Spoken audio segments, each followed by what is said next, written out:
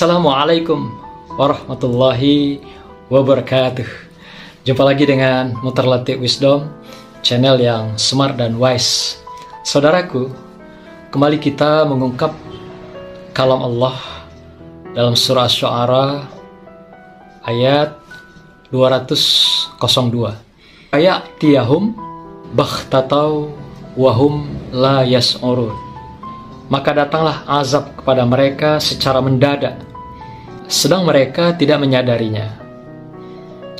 Saudaraku, ayat ini singkat, tetapi Allah mengingatkan pada kita tentang azab yang akan menimpa seseorang. Azab di dalam pengertian secara umum dipahami adalah sebuah kondisi yang ditimpakan oleh Allah SWT kepada seseorang, atas kelompok orang, atas kelompok kaum, yang merupakan sanksi yang diberikan Allah kepada mereka, baik perorangan maupun secara berkelompok. Inilah dikatakan azab. Azab tidak diberikan pada sembarang orang, tapi bagi mereka yang betul-betul sudah terbukti zalim, ingkar, dan melakukan kejahatan di dalam hidupnya, maka Allah berikan azab kepada mereka. Dan azab itu sendiri diberikan dengan cara tiba-tiba, tidak diberitahu, tidak dikabarkan, sehingga dia datang dengan tiba-tiba. Dan ketika azab itu datang, mereka tidak sadar. Tetapi setelah mereka ditimpa oleh azab, barulah mereka mau menyadari atas kemungkaran, kejahatan yang telah dilakukan. Saudara, menurut para mufassirin memberikan gambaran ada dua hal yang berkenaan dengan azab ini. Ada juga yang sifatnya azab ini sugro, kecil, yang merupakan azab yang kita terima di dunianya Allah ini, yang panah.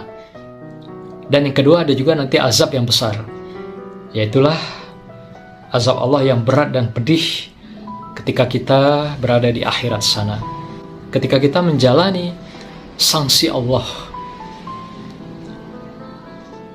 sebagai pertanggungjawaban kita kepada Allah SWT di akhirat kelak.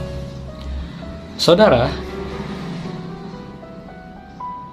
apa yang dikatakan dengan azab kecil atau azab sugro? Istilah azab kecil adalah azab yang kita terima di dunia, yaitu suatu sanksi beban yang diberikan Allah pada kita tatkala seorang melakukan kemungkaran atau kejahatan. Contoh kecil misalnya, ketika kita berdusta, berbohong dengan sebuah tindakan yang kita lakukan, maka timbul rasa resah gelisah dalam diri kita, hati kita, pikiran kita. Ketika kita berdusta, tidak jujur, akan muncul rasa-rasa takut, khawatir dalam pikiran dan hati kita. Seakan-akan kita dikejar-kejar oleh bayang-bayang ketakutan yang tanpa sebab, yang tidak kita ketahui. Maka itu ketika orang berdusta, tidak jujur dalam hidupnya, dia akan rasakan beban itu dalam pikiran dan hatinya. Dan timbullah rasa takut yang berlebihan, khawatir, dan juga rasa-rasa bersalah, rasa-rasa dikejar-kejar oleh bayang-bayang. Itulah azab Allah yang diberikan pada manusia yang masih hidup di dunia. Maka itu kalau orang melakukan dusta, mencuri, korupsi,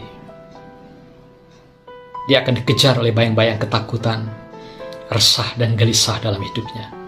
Apalagi kalau seseorang membunuh orang lain, menghilangkan jiwa orang lain, lalu dia berbohong, mengatakan tidak, berdusta, mengatakan tidak pernah membunuh.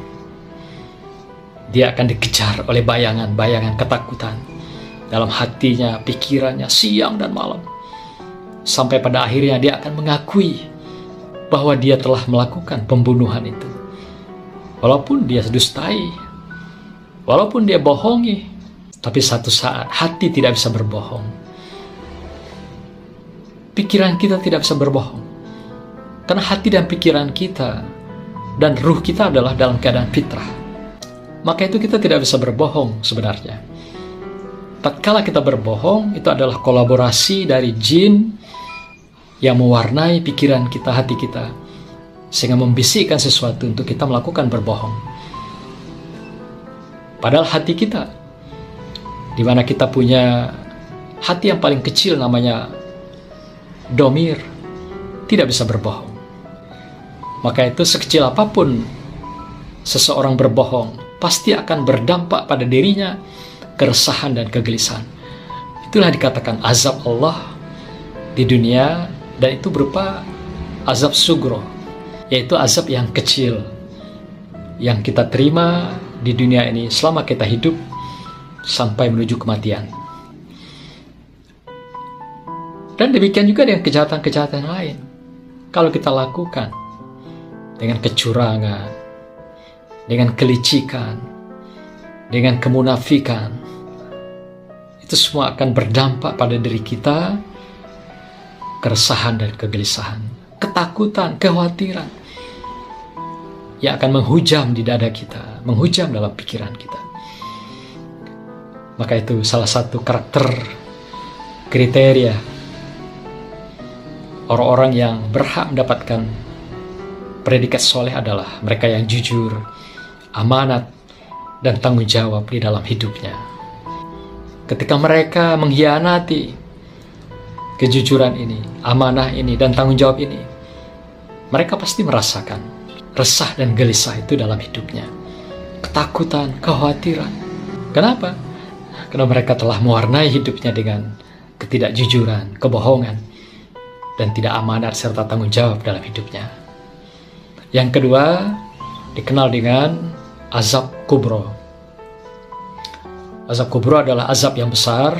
Tentulah azab ini diberikan Allah SWT atas kemungkaran kita, sanksi atas kejahatan kita, kezaliman kita di dalam kehidupan di dunia, tapi nanti akan dibalas setimpal dengan apa yang kita lakukan di akhirat sana.